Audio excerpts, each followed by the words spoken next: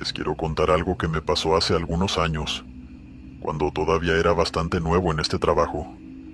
Porque a diferencia de muchos camioneros que comparten sus historias y que ya tienen décadas en la carretera, lo mío fue de las primeras experiencias raras que me tocaron, y honestamente fue algo que me cambió la forma de ver ciertas rutas para siempre. Llevo aproximadamente 5 años trabajando en una empresa de transporte, y como muchos de nosotros, paso gran parte de mi vida dentro del camión, durmiendo en el camarote, que muchas veces resulta más cómodo, más cálido y mucho más económico que cualquier cuarto que uno pueda rentar en el camino. La soledad, al menos al principio, la llevé bastante bien gracias a la radiofrecuencia, porque durante las noches varios compañeros nos conectamos y vamos platicando, contando cosas, manteniéndonos despiertos, acompañándonos aunque cada uno esté en su ruta. Esa noche en particular yo venía de haber descansado bien en una parada. Había dormido varias horas seguidas, así que no era cansancio lo que traía encima. Y eso es importante para entender lo que pasó después. Iba circulando por una carretera que conecta Puebla con Córdoba, esa que muchos conocen pero prefieren evitar, porque es oscura, solitaria, con pocas gasolineras y con desvíos que aparecen en los mapas pero que ya están viejos o en mal estado. Así que si te equivocas puedes terminar completamente perdido. Y peor aún si llevas un tráiler. Además, el clima no ayudaba en nada. Llevaban días de lluvias constantes. La humedad era pesada, pegajosa, y la carretera estaba llena de baches, de zonas desgastadas, lo que hacía que manejar fuera incómodo y peligroso. Para colmo, mi cabina tenía un problema con la calefacción, así que los vidrios se empañaban todo el tiempo, el parabrisas, las ventanillas laterales, todo. Y yo tenía que ir manejando con una mano mientras con la otra limpiaba con un trapo para poder ver hacia adelante, esquivando pozos, con la lluvia golpeando fuerte contra la carrocería y el sonido constante del agua mezclándose con el del motor. Todo empezó de forma muy simple, casi insignificante. Mientras limpiaba el parabrisas, noté una marca de mano desde adentro, como si alguien hubiera apoyado la palma contra el vidrio y dejado la huella marcada. En ese momento pensé que era suciedad vieja, grasa o algo que había quedado de antes, así que sin pensarlo le pasé el trapo y la borré. Pero apenas lo hice, apareció otra, y luego otra más. En cuestión de segundos ya no era una sola, eran varias manos marcadas desde el interior de la cabina. Ahí fue cuando algo dentro de mí se encendió. Esa sensación que te dice que algo no está bien, que no es normal. Aún así, traté de mantener la calma. Abrí un poco la ventanilla, más por instinto que por lógica, como si eso fuera a ayudar en algo. Y repetí una frase que siempre decía mi familia cuando había miedo, que Dios estaba conmigo y nadie estaba contra mí. Pero se los digo como lo sentí en ese momento. No había nada que me hiciera sentir protegido. Encendí la radiofrecuencia para hablar con mis compañeros. Necesitaba escuchar una voz conocida, algo que me sacara de ese momento, pero nadie respondió. Era como si mi señal no saliera, como si estuviera completamente aislado. Entonces intenté con la radio normal, buscando música, cualquier cosa que me distrajera, y por unos segundos logré escuchar una canción. Pero enseguida todo se volvió interferencia, ruido, silencio. Según el mapa, más adelante había una gasolinera, y mi idea era llegar hasta ahí para detenerme, respirar, ver gente. Pero el problema fue que la ruta estaba cerrada por reparaciones, así que tuve que tomar un desvío, una curva larga hacia la derecha, que después regresaba a la autopista. Ese tramo estaba en pésimas condiciones, lleno de lodo por la lluvia, y los charcos salpicaban con fuerza contra el camión. Para ese momento ya había dejado de limpiar las manos del vidrio, porque cada vez que lo hacía aparecían más. Así que preferí ignorarlas, o al menos intentarlo.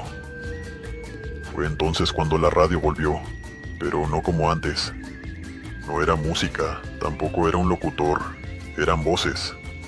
Dos personas hablando entre sí, como si estuvieran teniendo una conversación dentro de mi cabina. Subí el volumen intentando entender mejor, y poco a poco una de las voces empezó a repetirse con claridad. Una frase que se me quedó grabada hasta hoy.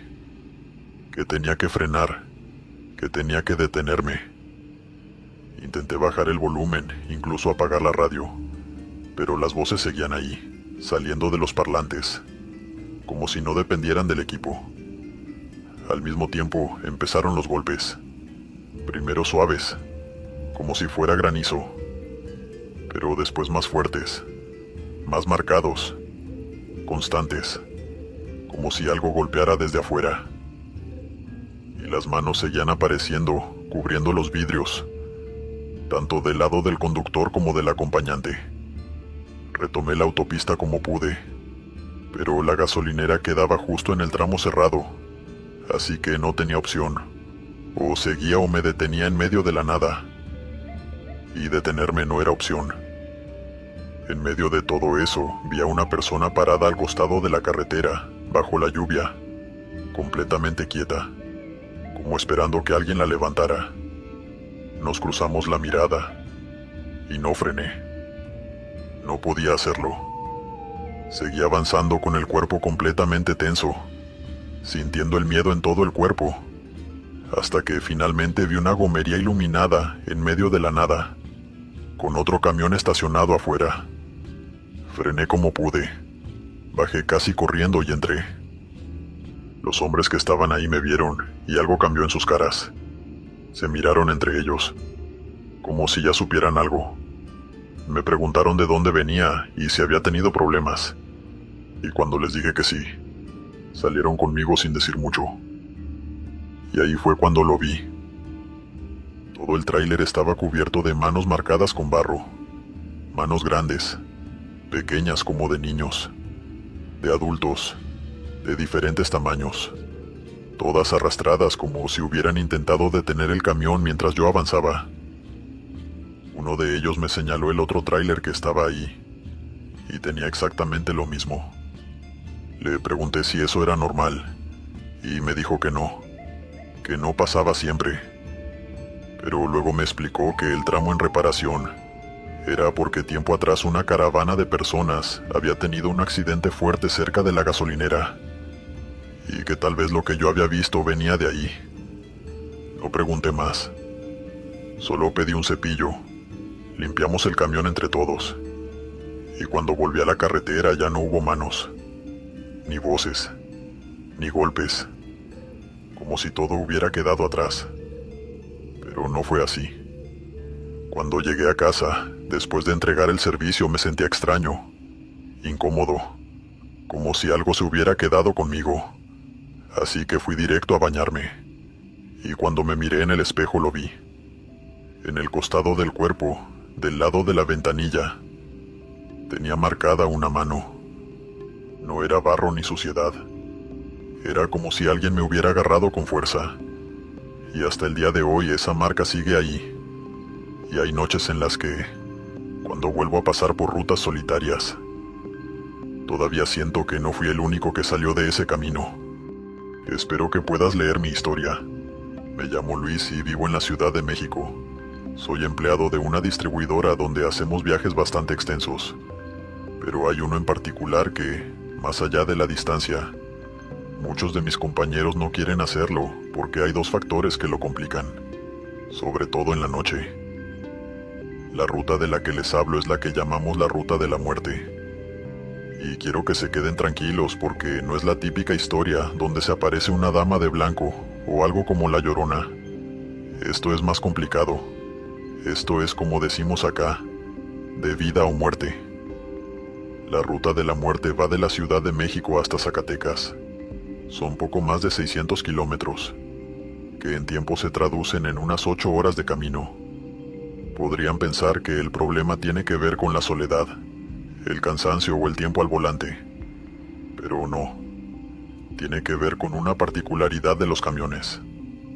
Como saben, entre la cabina y el tráiler hay un espacio, un hueco necesario para que el camión pueda doblar sin chocar. Y ahora imagínense que en medio de la ruta alguien se sube allí. ¿Cómo podrían evitarlo? En esta empresa todos los camiones que hacen esa ruta tienen una lona que cubre ese espacio por los lados y por arriba. Algo que llama mucho la atención si los ves pasar. No puedo decir el nombre de la distribuidora para no meterme en problemas. Pero si alguna vez ven un camión con esa lona entre la cabina y el tráiler, entiendan que en ese vehículo ya pasó algo, que ahí ya se subió algo. La leyenda de la Ruta de la Muerte ya tiene años. No pertenece solo a una ciudad porque sucede justo en medio de esos 600 kilómetros. En ese punto donde el conductor está confiado pero atento, manejando casi en automático mientras observa quién lo rebasa, quién frena, quién hace señas al costado de la carretera. Esa ruta es conocida por los asaltos, también por los piratas del asfalto que tiran cosas para obligarte a frenar. Pero esto es distinto porque a mitad del camino, cuando todo parece normal, se escucha un golpe seco dentro del tráiler. Al principio uno piensa que algo se soltó, que está rebotando, pero cuando el sonido se vuelve constante, con un ritmo casi igual entre golpe y golpe, ahí es cuando empiezan los problemas. La primera vez que me pasó, hace unos 10 años, me habían dicho que en cuanto escuchara eso debía apagar la radio y prestar atención, porque cuando el golpe se vuelve tan rápido que parece uno solo, el sonido ya no se queda atrás. Se siente como si avanzara, como si pasara al espacio entre la cabina y el tráiler. Y eso fue exactamente lo que pasó. Después me dijeron que debía trabar las puertas y cerrar las ventanas. Y lo más importante, que no podía frenar. El problema es que cuando ese sonido ya está afuera, entre la cabina y el tráiler, se escuchan mangueras, metales, como si algo se estuviera sujetando allí. Y uno no puede evitar pensar que es una persona, o algo intentando entrar. Yo pregunté por qué no podía frenar porque sinceramente no soy creyente. Y me dijeron que aunque pareciera alguien intentando subirse, si frenaba la muerte iba a entrar a la cabina. Y una vez que entra no se va nunca más. Y sí, eso ya había pasado. Cuando empecé a trabajar noté que había 2 camiones nuevos que no se usaban. Así que le pregunté al mecánico qué tenían, porque se veían perfectos. Y solo me dijo que eran cosas de la empresa. Después entendí que esos camiones los habían manejado 2 empleados, que frenaron justo cuando escucharon los ruidos en ese hueco. Yo pregunté entonces por qué no les ponían la lona desde el inicio, y me dijeron que no, que primero tenía que pasar, y después se colocaban unas lonas especiales. Esas lonas estaban, según ellos, curadas con agua bendita, y así nada podía meterse en ese espacio. Al principio me dio risa, pero nadie más se rió, y cuando revisé los camiones, todos tenían la lona, menos el mío, y los 2 que estaban fuera de uso. Así que me guardé la risa y salí e hice el viaje. Esa noche escuché los golpes, y recordé la 4ª regla. Además de no frenar, tenía que acelerar. No importaban las multas. La empresa se hacía cargo porque era preferible pagar eso a perder un camión.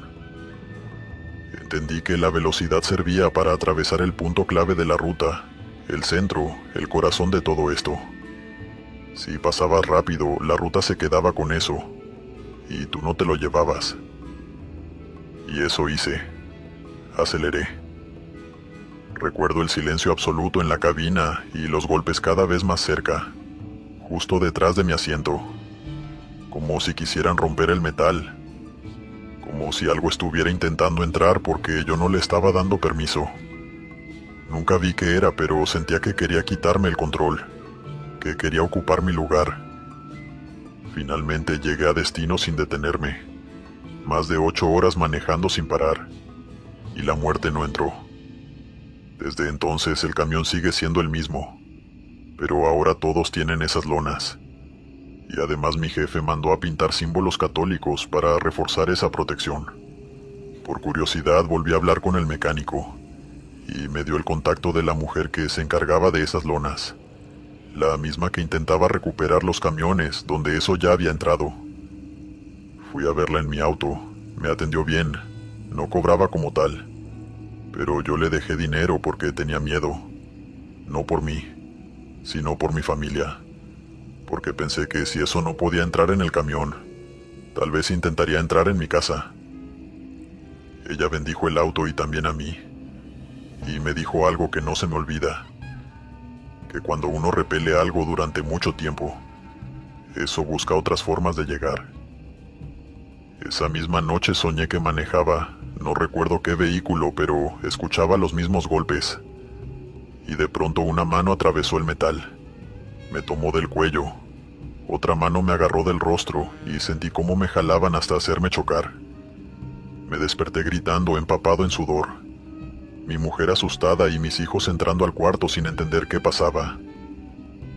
Desde ese momento sigo haciendo esa ruta, pero ahora los golpes cuando aparecen ya no pasan del tráiler. Solo les digo algo: si algún día manejan de la Ciudad de México a Zacatecas y escuchan eso, no frenen, aceleren, porque la leyenda de la ruta de la muerte es real. Cuando comencé a trabajar como trailero, las carreteras largas y vacías me aplastaron de una manera que no esperaba. Yo era una persona que siempre estaba rodeada de amigos y familia, pero este trabajo era todo lo contrario. Así que comencé a levantar autoestopistas, personas que hacen dedo a un costado de la ruta esperando que alguien los lleve. Era la solución perfecta para mi soledad y, con el tiempo, llegué a hacerme amigo de varios de ellos. Amigo es una forma de decir, claro. Ellos me daban compañía y yo los ayudaba a acercarse a su destino. Gracias a eso mi trabajo era absolutamente perfecto. Hasta esa noche de noviembre. Esa noche recordé algo que me decían de chico: que nunca hablara con extraños. Y durante toda mi infancia lo cumplí a rajatabla.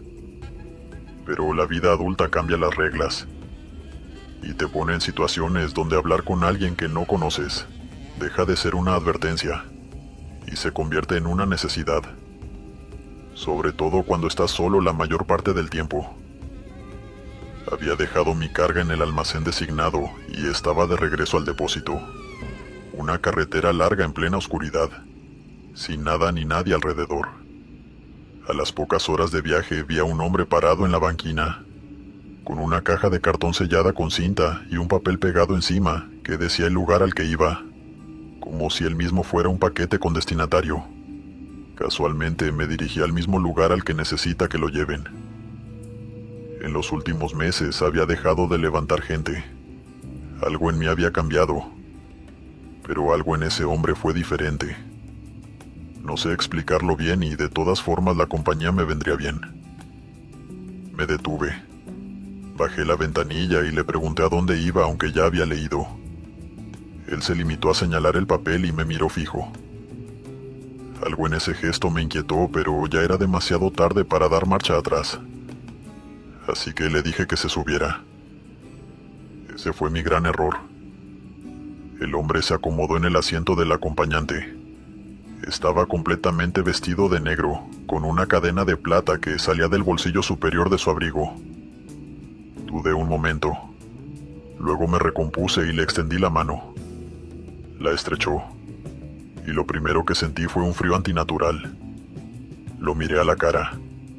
Tendría unos 50 años, barba gris, y unos ojos duros que te ponían en tu lugar sin que dijera una sola palabra. Me aclaré la garganta. Me presenté. Y él me devolvió un murmullo áspero que no sonó como ningún nombre que yo haya escuchado antes. Encantado de conocerte, le dije, y volví la vista a la carretera, dejando claro para mí mismo que lo mejor era no hablar a menos que él hablara primero. No parecía el tipo de hombre al que le querrías decir algo fuera de lugar. A los pocos minutos noté que empezó a apoyar las manos sobre la caja y a presionarla con los dedos, como tanteando algo que hubiera adentro. Y de vez en cuando se escuchaba un golpe sordo que venía de adentro de la caja, como si algo se acomodara solo con el movimiento del camión. Al principio me convencí de que era la vibración del camino, pero después el golpe se repitió 2 veces seguidas con un intervalo entre medio, y eso no era la ruta. Después de casi 1 hora, el hombre no había quitado las manos de la caja, y para colmo me había estado mirando fijamente desde hacía un buen rato, lo que me estaba asustando de verdad, aunque hice todo lo posible para que no se notara. En otras circunstancias hubiese puesto la radio, pero llevaba 1 semana rota y todavía no había podido arreglarla. Así que el único sonido en esa cabina era el motor del camión, y ese golpe sordo que cada tanto volvía. Traté de romper la tensión como pude y le pregunté qué había en la caja. Me arrepentí en el mismo instante en que lo consulté. Me clavó los ojos con una mirada que cortaba el aire, y me respondió con voz ronca que me metiera en mis asuntos. Traté de tomarlo como si fuera una broma, aunque sabía perfectamente que no lo era. Los golpes dentro de la caja se fueron haciendo más frecuentes a medida que avanzábamos, y en algún momento empezó a escucharse algo diferente. Un sonido húmedo, difícil de describir, como cuando algo orgánico se mueve dentro de un espacio cerrado. Cuando escuché eso, decidí que ya era suficiente. Orillé el camión a un costado de la carretera. Respiré hondo y le pregunté de nuevo por el contenido. Y de nuevo, con la misma voz me dijo que me metiera en mi vida. Asentí. Le dije que teníamos un pinchazo en el neumático trasero, y le pedí si podía revisarlo mientras yo buscaba el kit de reparación. Me miró con una expresión de odio puro. Luego se bajó y dio la vuelta hacia la parte trasera del tráiler. Sin pensarlo 2 veces, pisé el acelerador y me fui en línea recta. Al mirar por el retrovisor lo vi ahí parado, inmóvil, mirándome con algo que parecía una sonrisa estirada de un lado a otro del rostro. Y aunque no puedo estar seguro de lo que vi, juro que sus manos estaban cubiertas de sangre. Todavía veo esa imagen cada vez que cierro los ojos. Llegué al depósito intentando convencerme de que todo había terminado, que lo había dejado atrás y ya estaba. Fue entonces cuando me di cuenta de que había olvidado la caja. Estaba en el suelo del lado del acompañante, donde él la había dejado. No pude evitarlo. La abrí, y desearía con toda mi alma no haberlo hecho. Dentro había objetos metálicos que no dejaban lugar a dudas sobre su propósito. Cuchillos, hojas de afeitar, esposas, todo mezclado y todo manchado de sangre.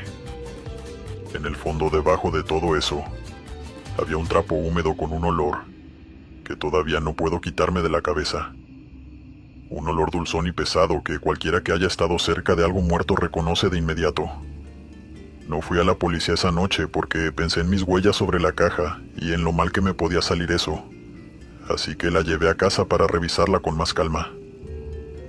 En el fondo, debajo del trapo, encontré 3 fotografías. Una de mi camión, una de la patente y una mía subiendo al camión, como si alguien hubiera estado documentando cada parte. Casi no dormí, pero al final el cansancio pudo más y conseguí unas pocas horas. A la mañana siguiente tomé la decisión de ir a la policía sin importar las consecuencias, porque guardar eso era peor. Ahora la policía está investigando el caso. Yo ya he aprendido que es mejor la soledad a la curiosidad. Llevo unos 15 años manejando y desde el primer día supe que era lo mío. Trabajo de forma independiente y casi siempre viajo solo. Así que ya estoy acostumbrado a la ruta, a los horarios raros y a pasar horas con el motor y mis pensamientos. Pero lo que me pasó hace poco, en 2024, todavía no lo termino de entender. Ese viaje salía desde un distribuidor en Chiapas y por trabajos nocturnos en la carretera tuve que desviarme por un camino alternativo que ni siquiera aparecía bien en el mapa. Así que terminé metido en una ruta que no conocía, cerca de las 11 de la noche, con lo único que me acompañaba siendo un termo de café que había comprado en el último parador, donde frené antes de seguir. Todo iba relativamente normal hasta que, Faltando unos 20 kilómetros para la próxima ciudad, el tablero empezó a fallar. Primero fue un parpadeo leve y después se apagó todo por completo durante unos segundos. La pantalla, las luces, incluso los faros. Y en ese momento entendí que estaba completamente solo, porque en esa oscuridad no había absolutamente nada más que mi camión. Por suerte todo volvió, aunque no de forma estable porque siguió pasando varias veces más mientras avanzaba. La cosa se puso peor cuando subí a una lomada, y los faros directamente dejaron de iluminar como si se hubieran quedado sin energía. Apenas veía unos metros por delante, y justo al llegar a la parte más alta se encendieron de golpe, pero iluminaban más de lo normal, como si la intensidad no fuera la misma de siempre. Eso ya me inquietó de verdad, así que decidí frenar en una banquina para revisar. Bajé, miré todo por fuera. No encontré nada raro, pero cuando intenté volver a arrancar el camión no respondió. El motor no hacía nada. Y ahí sí me cayó la ficha de que estaba varado en medio de la nada, sin señal en el celular y sin haber visto un solo vehículo en toda esa ruta. Así que no me quedó otra que esperar a que alguien pasara. Salí a estirar las piernas. Alumbré con la linterna y vi una especie de montículo del otro lado del camino. No era gran cosa, pero en ese silencio total cualquier cosa llamaba la atención. Y justo cuando pensé en acercarme, vi a lo lejos unas luces que se aproximaban. El típico brillo de un vehículo. Así que sentí un alivio enorme, hasta que pasó algo que me heló la sangre. De repente, todos los sonidos del ambiente desaparecieron. Fue un silencio absoluto, como si alguien hubiera apagado el mundo, y las luces que venían por la carretera dejaron de avanzar y comenzaron a elevarse lentamente hacia el cielo. En ese momento el cuerpo me reaccionó solo. Sentí un vacío en el estómago y el miedo más puro que había tenido en años. Bajé la mirada tratando de entender qué estaba pasando, y fue ahí cuando vi, a un costado, una cabina de camión vieja. Me acerqué con cuidado. Era antigua. La pintura estaba descascarada y parecía fuera de lugar, como si no perteneciera a ese sitio. Mientras la rodeaba, el sonido del ambiente volvió de golpe, como una ola que me cayó encima. Grillos, viento, todo al mismo tiempo. Entonces vi una sombra moverse muy rápido detrás de un arbusto, de un lado al otro. Le grité por reflejo y di un par de pasos, pero me frené, porque algo en mí me decía que no debía alejarme más de mi camión. Así que en lugar de seguirla, retrocedí y me metí otra vez en la cabina para encerrarme. Desde ahí me quedé mirando, tratando de ver si alguien salía, pero no había nadie. La sensación era clara. Alguien me estaba mirando. No lo veía, pero lo sentía. Y no era sugestión, era esa incomodidad que no se puede explicar. Así que me recosté en el asiento, intentando quedar fuera de cualquier línea de visión. Me quedé así unos minutos hasta que el cansancio me obligó a incorporarme de nuevo. Pensé en grabar con el celular. Apunté hacia donde había visto la cabina abandonada. Y ya no estaba. No había nada, ni siquiera un pequeño rastro. En ese momento me mareé. No sabía si había sido el cansancio, el miedo o algo más. Pero justo ahí las luces del camión volvieron a encenderse solas. Primero las de posición y después los faros. Intenté arrancar y esta vez el motor respondió. Así que no lo dudé. Puse primera y me fui de ahí lo más rápido que pude. Más adelante, ya en camino, intenté calmarme con un poco de café, aunque no podía sacarme de la cabeza qué hubiera pasado si me metía en esa cabina, si realmente había estado ahí, o si todo había sido otra cosa. Y como si la noche todavía no hubiera terminado, vi a lo lejos una luz al costado de la ruta. Esta vez era un hombre, con el celular en la mano, haciendo señas para que alguien lo llevara. No frené para que se subiera al camión. Seguí de largo. Cuando llegué a la ciudad, descargué y me acosté en el camarote, tratando de procesar todo. Y al día siguiente fui a una estación de policía para comentar lo que había visto. Les hablé de la cabina abandonada, del lugar, del camino que no figuraba en los mapas. El oficial me escuchó. Me preguntó detalles y después me dijo algo que me dejó pensando. Me preguntó si había consumido algo, si había tomado alguna sustancia. Le dije que no, que lo único había sido café del parador. Y entonces se sonrió de una forma rara y me dijo que, más allá de lo que yo hubiera visto, evitara parar ahí de nuevo, porque ya habían tenido denuncias de gente a la que le ponían algo en el café. Le agradecí y me fui. Y hasta hoy no sé qué fue peor, si lo que vi en la ruta, o la posibilidad de que todo haya sido real. Te voy a contar algo que me pasó, y que hasta el día de hoy no puedo sacarme de la cabeza. Sobre todo porque nunca había tenido un problema así, en todos los años que llevo manejando. Una parte positiva de tener un camión propio, es que uno lo puede decorar como quiere.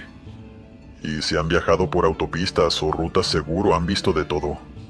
Desde luces de colores por todos lados, pantallas o incluso parabrisas con monitores y dibujos que se mueven en pantalla. Pero los más antiguos, como yo, preferimos la aerografía en la chapa de la cabina. Darle un estilo propio que diga algo de quién va manejando. En mi caso, soy una persona cristiana y vengo de una familia muy creyente. Así que mi camión tenía la cara de Cristo, una cruz y la imagen de la Virgen María. Todo bien trabajado.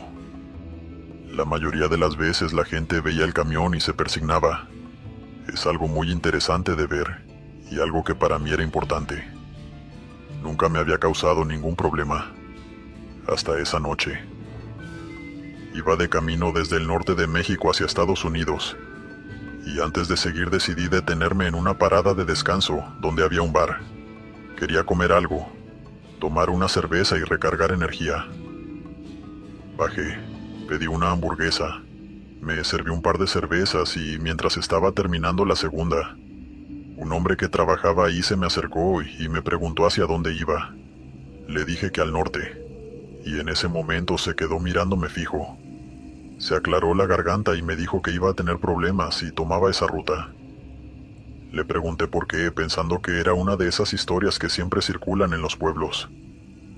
Pero él insistió en que no era buena idea, sobre todo por las pinturas que llevaba en la cabina. Me dijo que en esa zona no veían con buenos ojos ese tipo de imágenes. La verdad no le di importancia. Ya sabes cómo es esto. Uno quiere cumplir, cobrar y seguir. No meterse en creencias ajenas ni problemas que no le corresponden. Así que terminé de cenar, me subí al camión y seguí mi camino. A medida que avanzaba, ya en las afueras de la ciudad que él me había mencionado, empecé a ver algo raro. Cada ciertos kilómetros había construcciones hechas con ladrillos sin revocar, como pequeños altares, y dentro de ellos había figuras. Al principio pensé que eran sombras, pero cuando bajé la velocidad me di cuenta de que eran estatuas. Parecían mujeres con túnicas oscuras, con una especie de capucha. No eran figuras religiosas comunes, eran más bien como una versión oscura de algo que no terminé de entender. En varios de estos lugares había velas encendidas, iluminando apenas la carretera, y en medio de esa oscuridad, esas luces parecían guiar el camino. Seguí manejando hasta llegar a la ciudad. Ya era madrugada. Todo estaba cerrado. Lo único que destacaba era una estación de servicio con luces verdes y rojas. Pero antes de salir de allí me encontré con un corte en la carretera, como un peaje improvisado, de esos que uno sabe que pueden ser peligrosos. Frené porque no vi armas, pero apenas me detuve, uno de ellos se colgó del espejo del conductor y me pidió que bajara la ventanilla. Empezó a decirme que los cristianos no podían pasar por ahí, que mis creencias no eran bienvenidas, que no importaba cuánto dinero ofreciera. no me iban a dejar pasar. Cuando se acercó más, vi que tenía tatuada una especie de virgen oscura, con una túnica negra. Y no era el único. Había otros más alrededor, todos con símbolos parecidos. Y en ese momento entendí que lo que había visto en la carretera no era casualidad. Intenté mantener la calma, incluso pensé en grabar con el teléfono. Pero antes de hacer nada, otro hombre apareció con un garrote y sin decir mucho me golpeó en la cara. Perdí el conocimiento unos segundos y cuando reaccioné vi por los espejos que ya eran varios. Estaban rodeando el camión y empezaron a rayar, a pintar, a tachar todas las imágenes que llevaba en la cabina. Ahí no había mucho que pensar. Sabía que si me bajaba no la iba a contar, pero si me quedaba tampoco. Así que metí primera y aceleré. Me llevé por delante uno de los autos que intentaba cerrarme el paso y no paré en toda la noche hasta llegar a mi ciudad. A la mañana siguiente, mientras manejaba por la avenida principal, la gente me miraba raro. Yo pensé que era por las pintadas, pero antes de llegar a casa una patrulla me hizo señas para que me detuviera. El oficial se acercó y me preguntó si había tenido problemas. Le dije que sí. Y entonces me dijo algo que no entendí en ese momento, que no podía circular con lo que llevaba arriba. Me pidió que bajara, y cuando lo hice lo entendí todo. Arriba del tráiler, además de haberme vandalizado el camión, habían colocado 3 estatuas de esas figuras oscuras, como si quisieran que yo las transportara, como si mi camión se hubiera convertido en algo más. Le expliqué al oficial que no sabía cómo habían llegado ahí, que me habían atacado, y por suerte me creyó. Me dijo que las bajáramos y las tiráramos en un contenedor que había cerca.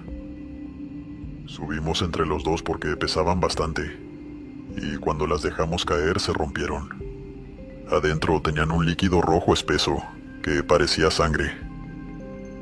El oficial me dijo que en esos casos lo mejor era no hacer más preguntas, mantener la calma y no volver a ese lugar. Y eso hice. Me subí al camión, regresé a casa y me fui a dormir. Pero desde ese día entendí algo. Hay rutas en las que no importa cuánto manejes o cuánta experiencia tengas,